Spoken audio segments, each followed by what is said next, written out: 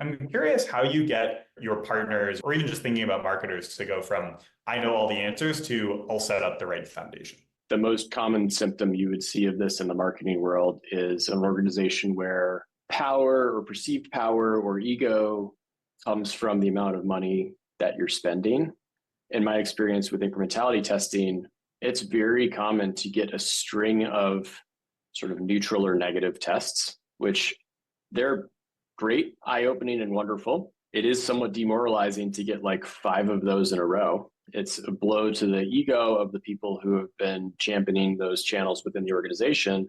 I try to, in those moments, push for like if our fundamentals are in place, our APIs are in place, our data hygiene is there, we know who our customer is, we believe in our messaging, then usually it comes down to creative, and we need to push really hard on our creative and our creative strategy to look and hunt for breakthrough creative so that we can spike incrementality and spike returns. I've had marketing leaders who couldn't handle that bad news over and over again and said, thanks, but I'm going to use something else that tells me a better story.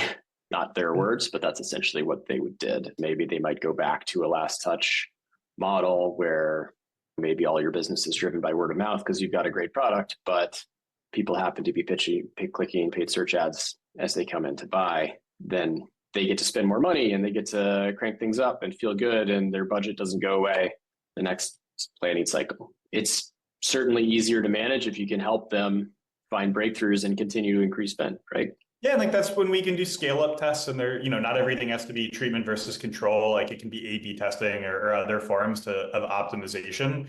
But it's a real challenge of a lot of folks think about the budget. The goal is to spend more money, and that's great if you can spend the money efficiently, because in the long run, I think leaders who do the right thing for the business are going to be the leaders who are the most successful, have the longest tenure, and are going to just really succeed and become the role model.